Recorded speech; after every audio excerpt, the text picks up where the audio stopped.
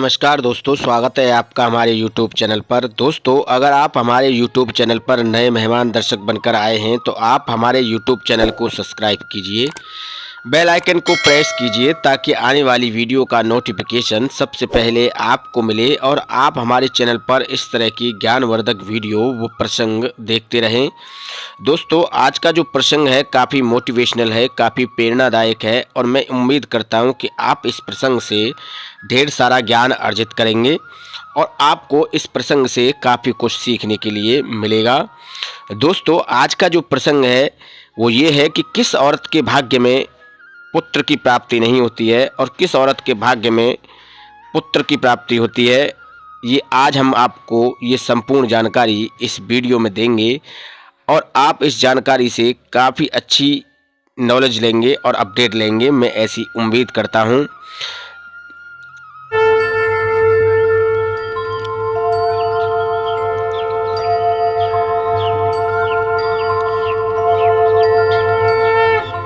दोस्तों, देर न करते हुए कहानी शुरू करते हैं। एक बार क्षीर सागर में भगवान हरि नारायण माता लक्ष्मी जी के साथ बैठे हुए थे और माता लक्ष्मी जी उनके पैर दबा रही थीं।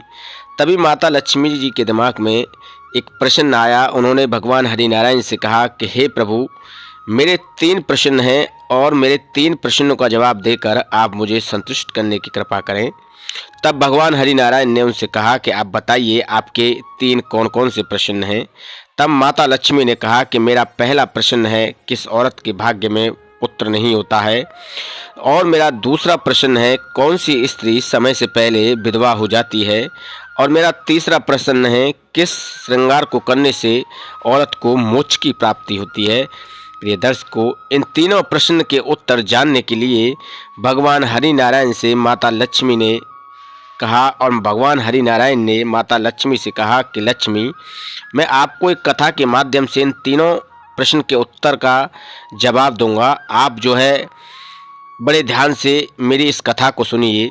प्रिय दर्शकों, माता लक्ष्मी भगवान हरि नारायण जी को आश्वस्त करती हैं कि हे प्रभु, जब तक आपकी कथा पूर्ण नहीं होगी तब तक मेरा ध्यान किसी और जगह पर नहीं जाएगा और मैं पूरी तरह से आपकी कथा को सुनूंगी। आप जो है कथा को शुरू कीजिए। प्रिय दर्शकों, हम आपसे भी ये विनती करते हैं, आपसे भी ये रिक्वेस्ट करते हैं कि आप इस कथा को अवश्य सुनिए। जो व्यक्ति इस कथा को सुनते हैं, भगवान हरि नारायण उनके 32 पाप और दोष क्षमा कर देते हैं और उन्हें भी भगवान हरि नारायण की शरण में जाने का मौका मिलता है। तो प्रिय दर्शकों, आप इस कथा को बड़े ही ध्यान से सुनिए। प्रिय दर्शकों, भगवान हरि नारायण ने माता लक्ष्मी को बताया कि हे लक्ष्मी, प्राचीन समय में एक मध्य के पूर्व नगर में एक काफ़ी अच्छे सेठ रहा करते थे और उन सेठ के 2 पुत्र थे। सेठ अपने दोनों पुत्रों की शादी कर देते हैं। उनकी जो बहुएं थी वो काफ़ी गुणवान, सुंदर और सुशील थी, पर उनके घर में हमेशा लड़ाई झगड़ा चलता रहता था, क्योंकि बड़ी बहू जो थी उस पर पुत्र था और जो छोटी बहू थी उस पर पुत्री थी। उनकी जो सास थी, उस सेठ की जो सेठानी थी, वो बड़ी बहू पर बहुत लाड करती थी, पर छोटी बहू को वो हमेशा ताने मारा करती थी, हमेशा छोटी बहू को दुख दिया करती थी, उसे प्रताड़ित किया करती थी। प्रिय दर्शकों, आगे भगवान हरि नारायण जी बताते हैं कि बात बात पर वो उसे ताना मारती और उसे परेशान करती। छोटी बहू का नाम सुकन्या था। वो सुकन्या से कहती कि तुम जरा भी अपने काम में ध्यान नहीं देती हो और हमेशा सिर्फ और सिर्फ बेवजह की बातें करती हो। प्रिय दर्शकों, एक दिन सुकन्या की जो सास थी उसने कहा कि मैं मंदिर जा रही हूँ और तुम घर पर साफ सफाई कर लेना और भोजन बना के रखना, मैं आते ही भोजन ग्रहण करूँगी। प्रिय दर्शकों, सुकन्या की जो सास थी इतना कहकर मंदिर चली जाती है। सुकन्या काम में लग जाती है और जल्दी से साफ सफाई करती है और भोजन की तैयारी करने में लग जाती है। तभी उनके द्वार पर एक साधु और एक सन्यासी आता है। सुकन्या सोचने लगी कि मेरी सास तो अभी गई हैं, वो इतनी जल्दी वापस आ गई, अभी तो मैंने खाना भी नहीं बनाया है। प्रिय दर्शकों, जैसे ही वो दरवाज़ा खोलती हैं तो वो एक सन्यासी उस सुकन्या से कहते हैं कि मैं बहुत ही भूखा हूँ और काफ़ी समय से भूख और प्यास से तड़प रहा हूँ, मुझे भोजन मिल सकता है। तब सुकन्या ने कहा कि अगर मैंने इसे भोजन कराया तो मेरी सास बहुत डांटेंगी और अगर मैंने इसे वापस भेज दिया तो मुझे महापाप लगेगा। सुकन्या काफ़ी सोच समझने के बाद निर्णय लेती हैं कि मैं इसे भोजन करा देती हूँ। सुकन्या सन्यासी और साधु को अंदर ले जाती हैं और उन्हें भोजन कराती हैं। तभी उनकी सास आ जाती है और वो यह देखकर आग बबूला हो जाती है और सुकन्या को काफ़ी बुरा भला कहने लगती है और उस साधु को घर से बाहर निकाल देती है और उसके खाने को भी कूड़ेदान में फेंक देती है और सुकन्या से कहती है कि मैंने तुझसे कहा था कि घर की साफ सफाई कर लेना, भोजन बना लेना और अन्न का दाना बर्बाद न होने पाए, और तूने इतना सारा अन्न का दाना बर्बाद कर दिया। एक राह चलते भिखमंगे साधु को अंदर बुलाकर तूने भोजन कराया। तूने मेरे घर को क्या खैराती का घर समझ रखा है? और काफ़ी बुरा भला वो सुकन्या से कहती है। सुकन्या हिम्मत जुटाते हुए अपनी सास से कहती है कि सासू माँ, मैंने उसे अपने हिस्से का भोजन दिया है, आप इतनी नाराज क्यों हो रही हैं? इस बात को लेकर सुकन्या की सास और भड़क जाती है और सुकन्या को धक्के मारकर घर से बाहर निकाल देती हैं और दरवाज़ा बंद कर लेती हैं। सुकन्या की सास काफ़ी समय तक दरवाज़ा नहीं खुलती है। सुकन्या के लाख कहने पर भी सुकन्या की सास जो है दरवाज़ा नहीं खोलती है। अब सुकन्या अपने मायके के लिए वहाँ से चल देती हैं। जब वो अपने मायके के लिए वहाँ से चलती हैं तो रास्ते में काफ़ी वीरान जंगल पड़ता था। उस वीरान जंगल में से जब वो गुजरती हैं तो वहाँ पर बारिश आ जाती है और बारिश से बचने के लिए वो एक पेड़ के कोटर में घुस जाती हैं। पेड़ के कोटर में जब वो घुसती हैं तो वो वहाँ पर देखती हैं कि एक साधु बैठे हुए थे। साधु कोई और नहीं थे, स्वयं भगवान हरिनारायण जी के भेष में ही एक साधु बैठे हुए थे। वो उस सुकन्या से उसकी परेशानी का कारण पूछते हैं और कहते हैं कि सुकन्या, मुझे तुम्हारे बारे में सब कुछ पता है, पर तुम चिंता न करो, तुम्हारा जो बुरा समय था वो टल चुका है। अब तुम्हारे जीवन में अच्छा समय आने वाला है और तुम्हारा भाग्य जल्द ही उदय होने वाला है। वो साधु सुकन्या को एक पर्ची देते हैं और कहते हैं, इस पर्ची पर जो कुछ भी लिखा हुआ है तुम उस नियम का पालन करना, तुम्हारा जल्द ही भाग्य उदय हो जाएगा। सुकन्या उस पर्ची पर जो लिखा हुआ था उसे पढ़ लेती हैं और उसे अपने पास रख लेती हैं। अब हम आपको उस पर्ची पर क्या लिखा था ये बताने की कोशिश करते हैं।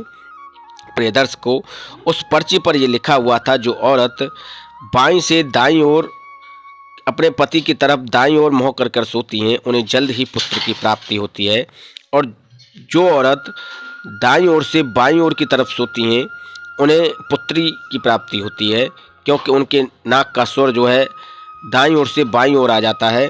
और जो औरत अपने पति के मिलन से पहले पति की तरफ बाईं ओर मुँह कर कर सोती हैं उन्हें जल्द ही एक पुत्र रत्न की प्राप्ति होती है।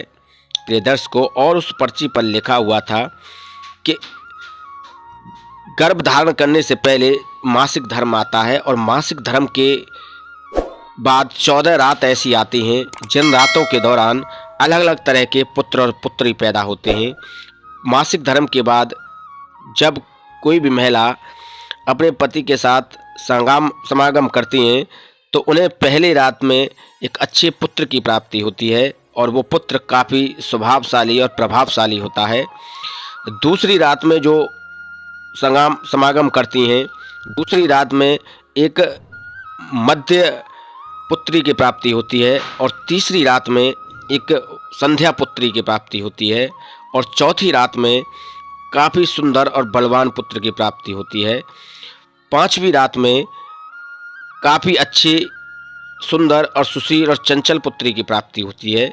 छठी रात्रि में काफ़ी सुंदर और सुविचार वाले पुत्री की प्राप्ति होती है और सातवीं रात में काफ़ी अत्यंत सुंदर व सुगम पुत्र की प्राप्ति होती है। इसी तरह 14 दिन तक जो भी महिलाएं अपने पति के साथ समागम करती हैं उन्हें काफ़ी अच्छे पुत्र और पुत्री की प्राप्ति होती है, ऐसा उस पर्ची में लिखा हुआ था। प्रिय दर्शकों, इसके बाद वो पर्ची को सुकन्या अपने पास ही रख लेती हैं और जब धीरे धीरे समय व्यतीत होता है तो उनका पति भी उन्हें ढूंढता हुआ उस जंगल की तरफ आता है और सुकन्या उन्हें अपनी सारी बात बताती है। तो वो पति भी उन्हीं के साथ उस जंगल में ही एक झोपड़ी बनाकर रहने लगते हैं। प्रिय दर्शकों, एक दिन काफ़ी तेज़ तूफान आने की वजह से उनकी झोपड़ी उड़ जाती है और बारिश आ जाती है। उस समय सुकन्या का पति कहीं गया हुआ था। सुकन्या उसी पेड़ के कोटर में आकर घुस जाती है और वहाँ पर दो मायावी राक्षसी आ जाती हैं और उस पेड़ को उड़ाकर ले जाती हैं और वो ऐसे जगह पर ले जाती हैं जहाँ एक वीरान जंगल था और सुकन्या चुपचाप उस पेड़ के कोटर में ही बैठी रहती है। जब वो उस पेड़ को उस जगह पर ले जाती हैं तो सुकन्या देखती है कि वहाँ पर ढेर सारा सोना पड़ा हुआ था। जब वो राक्षसी भोजन के तलाश में कहीं जाती हैं तो वो सुकन्या उस सभी सोने को अपने साथ ले जाती है और अपने कोटर में उस सोने को इकट्ठा कर लेती है। तभी वो मायावी राक्षसी उस वापस आती हैं और उस पेड़ को उड़ाकर पहले वाले स्थान पर ले आती हैं। वहाँ पर जब वो मायावी राक्षसी भोजन की तलाश में वापस जाती हैं तो सुकन्या उस सोने को लेकर अपने पति के पास पहुँच जाती है और पूरी कहानी अपने पति को बताती है। सुकन्या और उसका पति उस सोने को लेकर अपने घर वापस आ जाते हैं। सुकन्या अपनी सास को समस्त कहानी बताती है, पर सुकन्या की जो सास थी इतने पर भी संतुष्ट नहीं होती है और उससे कहती है कि हे मूर्ख औरत, इतना सोना था और तू बस इतना सा ही लेकर आई है, मैं होती तो पूरा सोना लेकर आ जाती। इतना कहकर सुकन्या की सास उस जंगल के लिए रवाना हो जाती है और उस पेड़ के कोटर में जाकर बैठ जाती है। कुछ ही देर में वो राक्षसी, जो मायावी राक्षसी थी, वो उस पेड़ को उड़ाकर एक बर्फीले स्थान पर ले जाती हैं, एक पहाड़ पर ले जाती हैं। वहाँ पर जब सुकन्या की सास देखती हैं कि यहाँ तो कोई सोना नहीं है तो वो चीख पड़ती हैं कि ये कहाँ लेकर आ गई, यहाँ तो कोई सोना नहीं है, यहाँ तो मिट्टी और पत्थर पड़े हुए हैं। उसकी आवाज़ सुनकर वो मायावी राक्षसी उसे कोटर से बाहर निकालती हैं और उसे वहीं पर उठाकर पटक देती हैं। इससे सुकन्या की सास की मृत्यु हो जाती है और सुकन्या की सास जो है कभी वापस नहीं लौट पाती है, क्योंकि सुकन्या की सास ने लालच किया था। जब सुकन्या की सास वापस नहीं लौटती है तो सुकन्या समझ जाती है कि उन मायावी राक्षसियों ने मेरी सास को मार दिया है और वो अब कभी वापस नहीं आएंगी। प्रिय दर्शकों, भगवान हरिनारायण ने इस कथा के माध्यम से माता लक्ष्मी जी को प्रसन्न कर दिया और माता लक्ष्मी प्रसन्न हो गई। तब भगवान हरिनारायण ने माता लक्ष्मी से कहा कि तुम्हारा पहला प्रश्न मैंने पूरा किया कि जिस औरत के भाग्य में पुत्र नहीं होता है उस औरत को मेरे द्वारा दी गई उस पर्ची में जो भी विधि मैंने बताई हैं वो उन्हें करनी चाहिए। अगर वो इस विधि को करती हैं तो उन्हें जल्द ही पुत्र की प्राप्ति होती है। दूसरा तुम्हारा प्रश्न था कौन सी औरत समय से पहले विधवा हो जाती है। तो सुनो, जो औरत अपने मन में लालच करती है और जो औरत अपने मन में लालच कर बैठती है वो औरत समय से पहले ही विधवा हो जाती है, समय से पहले ही उसकी मृत्यु भी हो जाती है। नंबर 3 पर भगवान हरिनारायण जी ने बताया जो औरत अपने चरित्र का गहना पहनती है, अपने चरित्र का धारण करती है, वो औरत मेरे मोक्ष धाम की प्राप्ति करती है, उस औरत को मेरे मोक्ष में आने का मौका मिलता है। ऐसा जो है भगवान हरिनारायण ने माता लक्ष्मी जी को बताया। माता लक्ष्मी भगवान हरिनारायण जी के द्वारा बताए गए इन सभी सवालों के जवाब से अत्यंत प्रसन्न हो गई और भगवान हरिनारायण जी का आदर सत्कार करने लगी, उन्हें पूजने लगी। प्रिय दर्शकों, इस कथा के माध्यम से हमने आपको ये बताने की और समझाने की कोशिश की है। हम उम्मीद करते हैं कि आपको कहानी अच्छी लगी होगी। धन्यवाद, नमस्कार।